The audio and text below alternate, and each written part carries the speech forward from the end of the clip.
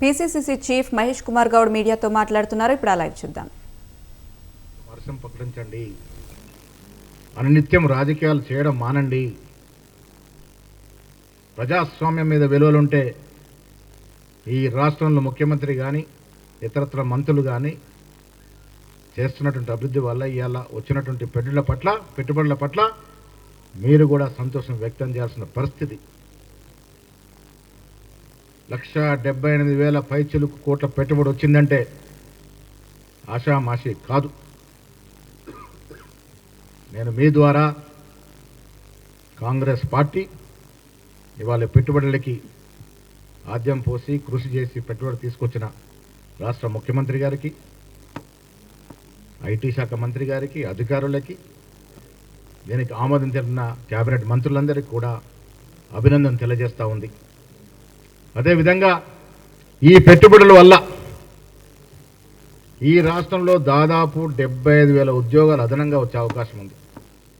50 నుంచి 75,000 ఉద్యోగాలు. ఆనాడు ఉద్యోగాల పేరిట ఇంటికే ఉద్యోగాలు ఇచ్చుకుని తప్ప ప్రజల ఉద్యోగం నుంచి మాట్లాడని కేసీఆర్ మేము ప్రభుత్వంలోకి వచ్చిన తర్వాత 1 సంవత్సరం కాలంలో దాదాపు 56,000 ప్రభుత్వ ఉద్యోగాలు ఇవ్వడమే కాకుండా ప్రైవేటు పరంగా 75,000 ఉద్యోగాల వరకు వచ్చే అవకాశాలు తీసుకొచ్చిన ఘనత కాంగ్రెస్ ప్రభుత్వానిది అనే మాట కూడా మీ ద్వారా స్పష్టం చేస్తూ ఉన్నాను. రాష్ట్ర ప్రభుత్వానికి అభినందన తెలుపుతూ అదేవిధంగా ఇటీవల ఈ రాష్ట్రంలో ముఖ్యమంత్రి గారు ఒక స్పోర్ట్స్ మ్యాన్. గతంలో స్పోర్ట్స్ శాఖకి అరకొర నిధులు ఉండేవి. ముఖ్యమంత్రిగా రేవంత్ రెడ్డి అయిన తర్వాత స్పోర్ట్స్కి అధిక ప్రాధాన్యత ఇస్తూ పోయిన ఒలింపిక్స్లో మనకు మెడల్స్ రాకపోయినా వచ్చే ఒలింపిక్స్ నాటికి రాష్ట్రాన్ని ఆ స్థాయికి తీసుకెళ్లిన ఉద్దేశంతో ఈ రాష్ట్రంలో ఒక స్పోర్ట్స్ యూనివర్సిటీ ఏర్పాటు చేయడానికి నిర్ణయం తీసుకోవడం, దాంట్లో భాగంగానే అత్యధిక మెడల్స్ గెలిచిన ఆస్ట్రేలియాలో నేను, నాతో పాటు జితేందర్ రెడ్డి గారు, మా స్పోర్ట్స్ చైర్మన్ గారు, ఎంపీ అనిల్ గారు, భయీం గారు అందరం కూడా పర్యటన చేయడం జరిగింది. చాలా చోట్ల మేము ఆస్ట్రేలియాలో ఉన్నటువంటి స్పోర్ట్స్ అథారిటీని సందర్శించడం, అధికారులతో మాట్లాడడం, స్టేడియం సందర్శించడం, అక్కడ స్పోర్ట్స్ యూనివర్సిటీతో చర్చలు జరపడం, వారిని కూడా రాష్ట్రానికి రావాల్సిందిగా ఆహ్వానించడం జరిగింది.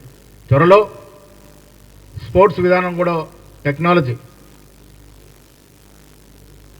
చాలా చోట్ల మేము మెల్బోర్న్లో డెకిన్ యూనివర్సిటీ కానీ, మెల్బోర్న్ క్రికెట్ గ్రౌండ్స్ కానీ, గిఫిట్ క్వీన్స్లాండ్లో స్పోర్ట్స్ యూనివర్సిటీ కానీ సందర్శించడం జరిగింది.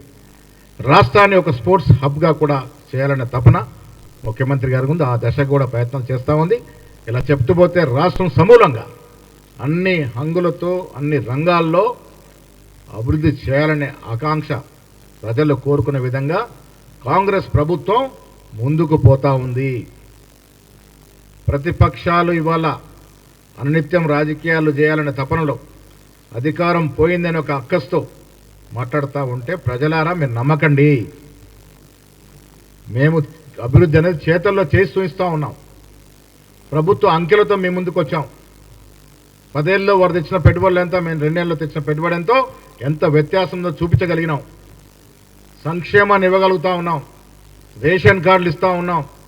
26న లాంచ్ పోతా ఉంది. ఇల్లు ఇవ్వబోతా ఉన్నాం.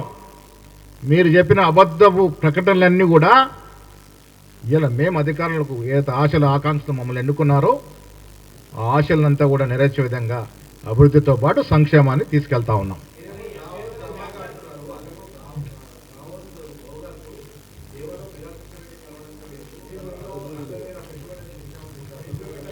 ఇంత